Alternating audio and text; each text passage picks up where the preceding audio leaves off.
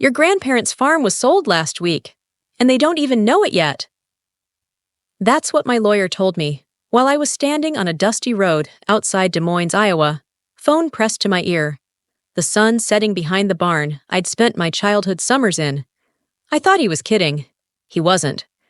The land that had been in our family for 4 generations, 150 acres of rolling pasture, 2 barns, a worn-down farmhouse that smelled like apple pie and motor oil, was gone, sold behind my grandparents' backs. And the person who sold it? My cousin Connor. Let me tell you about Connor. He was the golden boy of our family, smart, charming, smooth-talking. After college, he convinced everyone, including my grandparents, that he should manage the farm's finances. Said he'd modernize operations and turn the land into a real asset. Meanwhile, I was the quiet cousin. I left Iowa right after high school, got a degree in agricultural engineering, and built a tech startup that helps small farms use AI to boost crop yields. My company now serves over 700 farms across the Midwest and has been featured in Forbes twice. But to my family, I was just the kid who ran off and forgot his roots. They never really saw me, especially not after Connor moved in and played the part of devoted grandson. I only found out about the sale because of a random flag in a title registry. One of my legal teams caught it. Connor had quietly transferred the deed to a shell company, then flipped it to a property development firm planning to level the fields for luxury cabins. The worst part? He forged documents to make it seem like my grandparents had approved the sale. They had no idea. I felt sick. I booked a flight home that night. It had been almost a year since I last visited. My grandparents had stopped calling as much. I assumed they were just getting older, but now I wondered if Connor had slowly pushed me out of their lives. When I pulled into the gravel driveway of the farm the next day, I barely recognized the place. Weeds were creeping up around the porch. The barn roof sagged like it was holding its breath, and Connor's truck, brand new, top of the line, sat gleaming in the drive like it owned the place. Inside, my grandfather, George Reed, sat in his recliner, flipping through a catalog, while my grandmother dozed beside him. They looked tired, worn down. "Hey, Grandpa," I said, trying to smile. He looked up, confused for a second. Then his eyes lit up. "Mason! What in the world? What are you doing here?" I glanced around. "Just needed to see you both?" Connor walked in from the kitchen, casually sipping coffee, like he hadn't just sold their legacy right out from under them. "Mason," he said coolly. "Didn't expect to see you around here." I ignored him. "Grandpa, Grandma, do you know who owns the farm right now?" They both looked at me blankly. "What are you talking about, sweetheart?" Grandma asked. That was all the confirmation I needed. Connor moved fast. "They don't need this kind of stress, Mason. The farm's been in decline for years. I made a smart decision. You wouldn't understand." "No," I snapped. "What you did was illegal, fraudulent, disgusting." His smile didn't waver. "You were never here. You never cared. This place, it means nothing to you." That hit me like a punch in the gut. He had no idea. I stood in that living room, the same one where Grandma used to read me bedtime stories, and something inside me shifted. The quiet cousin was gone. I didn't say another word. I walked out, got in my rental car, and made 2 calls. One to my legal team, the other to the investment firm that bought the land.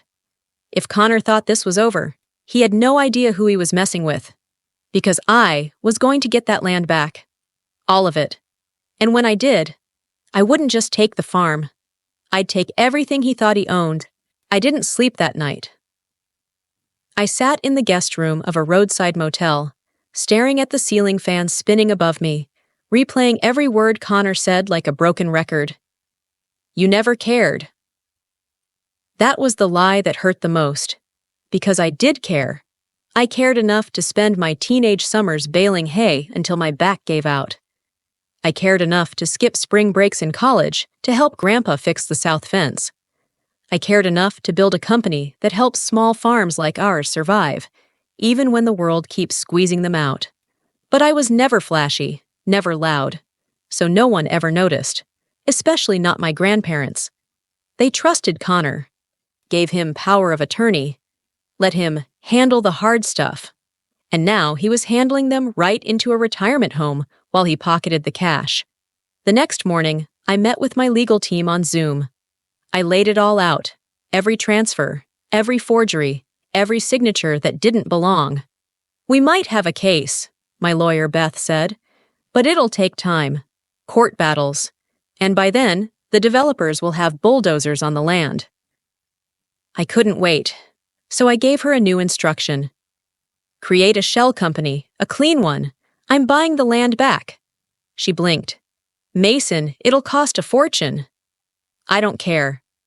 Over the next 48 hours, I funneled funds from one of my holding accounts, quietly, into a newly formed LLC, Willow Grove Holdings.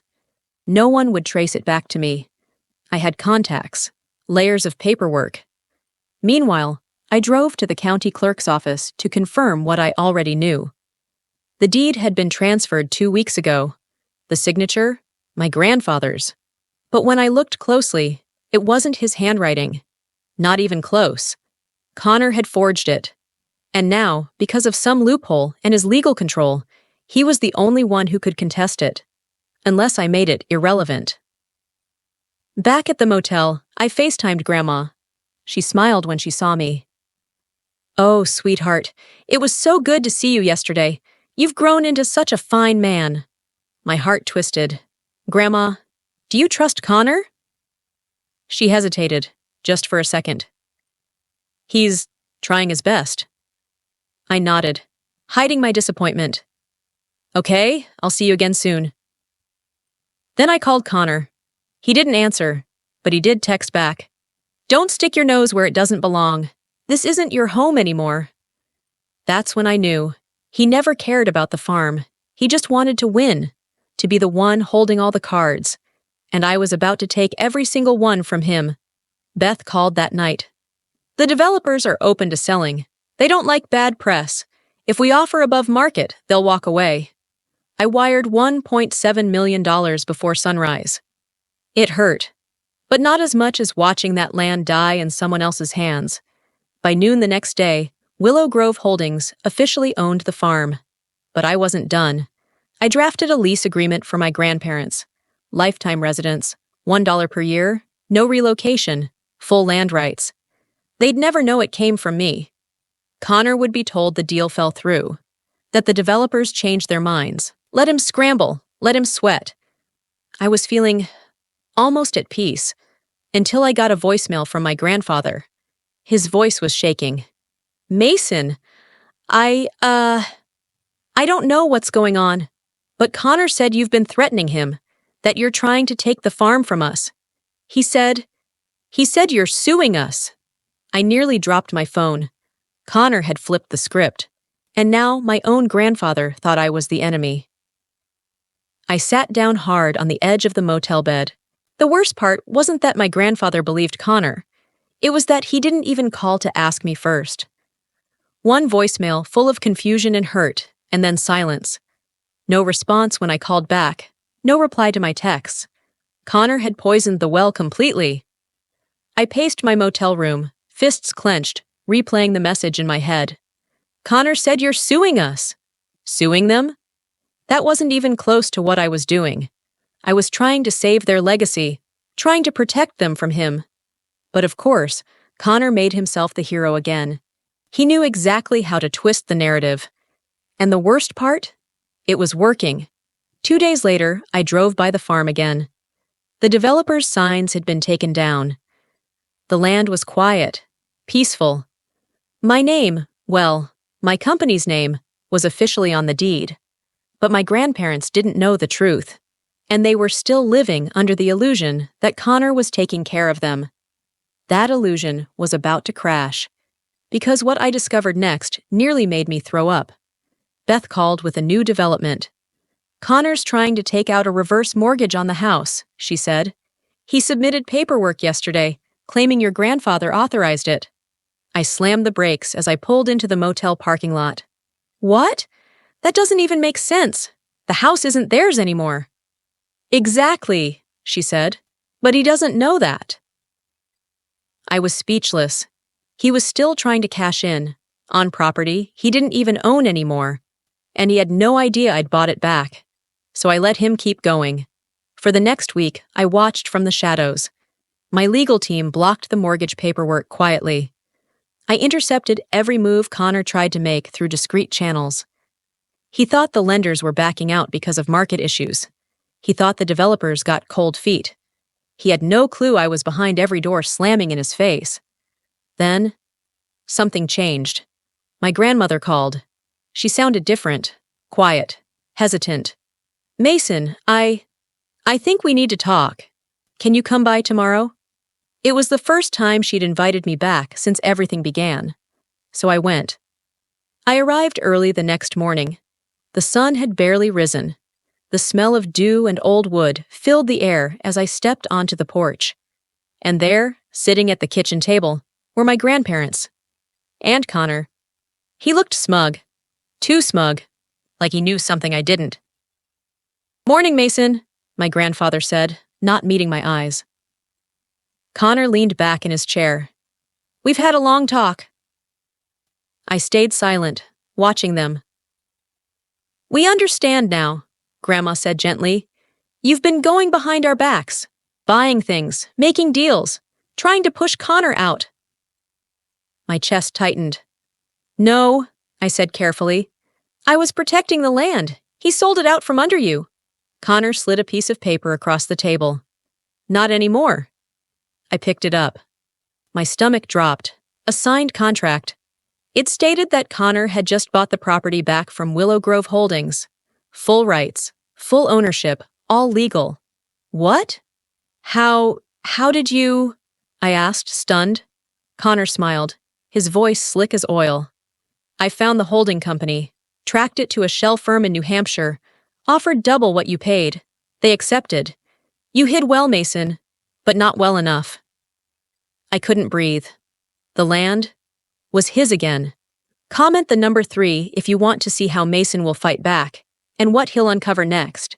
For 30 seconds, I couldn't move. I just stood there at the kitchen table, staring at the contract Connor smugly slid across the wood like a trophy. My grandparents sat quietly, avoiding my eyes. He had done it. He bought the farm back. Legally. Cleanly. All because I played by the rules. Because I believed doing the right thing would be enough. I'd underestimated just how far Connor was willing to go. But he'd just made the biggest mistake of his life. He thought he'd won. He hadn't. Not yet. I forced a calm smile and nodded. Well played, I said. Connor tilted his head, clearly waiting for a reaction. That's it? No outrage? No desperate plea? I turned to my grandparents instead. Are you really okay with this? After everything? Grandpa looked down. Grandma looked like she might cry. But neither of them said a word.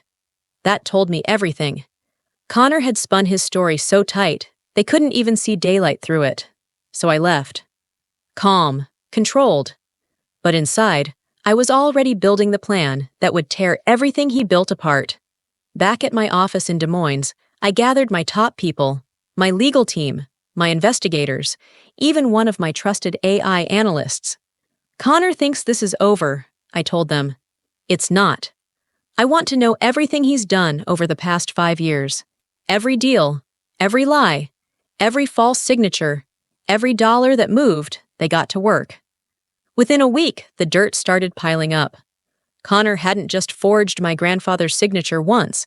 He'd done it multiple times, on minor land leases, grain contracts, even a lien against a neighbor's property. But that wasn't the worst of it. The real gold mine came from a single line in an old tax document, a fraudulent inheritance transfer filed 3 years ago. Connor had secretly claimed my grandparents' estate early.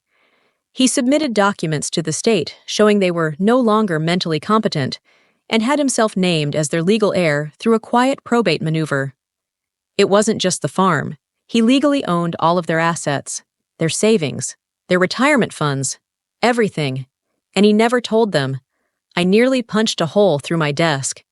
Now I knew why Grandma's kitchen always looked a little emptier each time I visited, why Grandpa kept reusing his old boots until they cracked.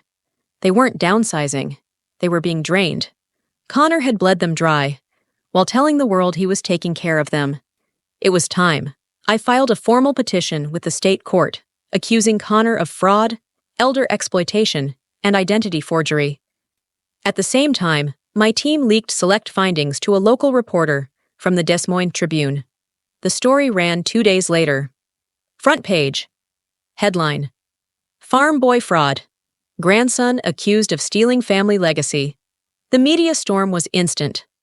Connor tried to deny it, but the evidence was airtight. Signatures compared. Financial records traced. Court petitions visible to the public. And then, just when I thought it couldn't get worse for him, the IRS showed up. Turns out, Connor hadn't just stolen from our family. He'd underreported income for years, funneling funds through fake expenses and shell companies. And one of those companies? It was partially tied to a federal grant for sustainable farming. He'd used my grandfather's name to apply. Federal grant fraud. That's prison time. The twist came 3 nights later. I got a call from a blocked number. It was my grandmother. Her voice was shaking. "Mason, there's something we need to tell you, something we never wanted you to find out." I braced myself. The reason we gave Connor power of attorney, the reason we believed him so blindly, it's because we owed him everything. My breath caught. He didn't just trick us, he blackmailed us. The night my grandmother called, I knew the final piece was falling into place. Her voice was trembling, and I could tell she hated every word she was about to say. "Mason, years ago, we refinanced the farm to help your uncle's business. It failed. We were drowning in debt, and Connor, he said he'd fix it if we signed over control. He promised he wouldn't touch anything important." I closed my eyes. It made sense now. They weren't just fooled, they were trapped. Connor hadn't earned their trust. He'd leveraged their shame. They signed away their rights, not because they believed in him, but because they had no other choice. He held their debt over their heads like a loaded gun. And while they lived in guilt, he bled them dry, asset by asset, until the farm, and everything it stood for, was in his name. But not for much longer. The court hearing was set for the following Tuesday. The evidence we had was overwhelming: fraudulent transfers, forged signatures, abuse of legal power, tax evasion, and misuse of federal grants. But what sealed the coffin was a recording my private investigator uncovered. It was from a call Connor had made to a friend, someone he thought was in on the scam. He laughed. "They're old. They won't even notice.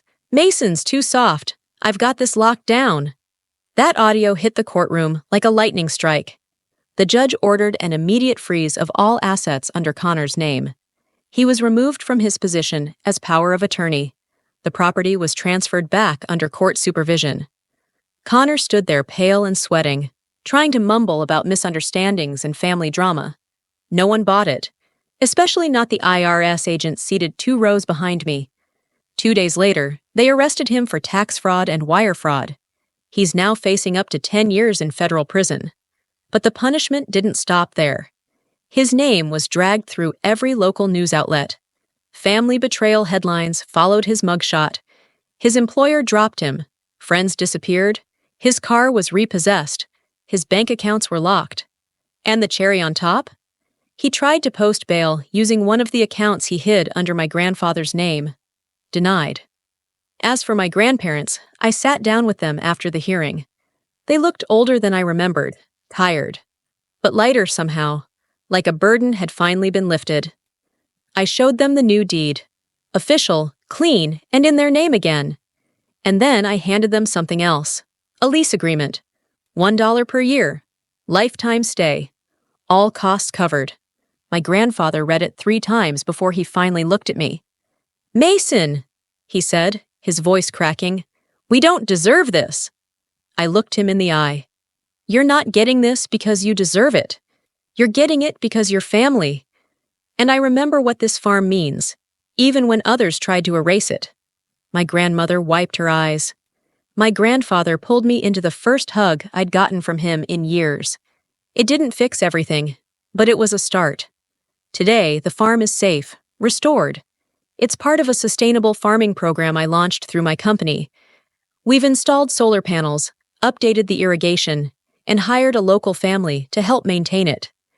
And every time I visit, I see my grandparents sitting on that same porch swing, sipping coffee in the morning sun. Connor? He's awaiting trial.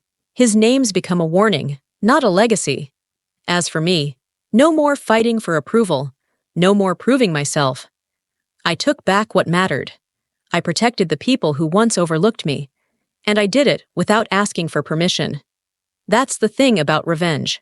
The best kind doesn't scream, it builds. And when it lands, it leaves silence. Comment the number 3 if you felt that ending and want more stories like this. Don't forget to like and subscribe for the next revenge story.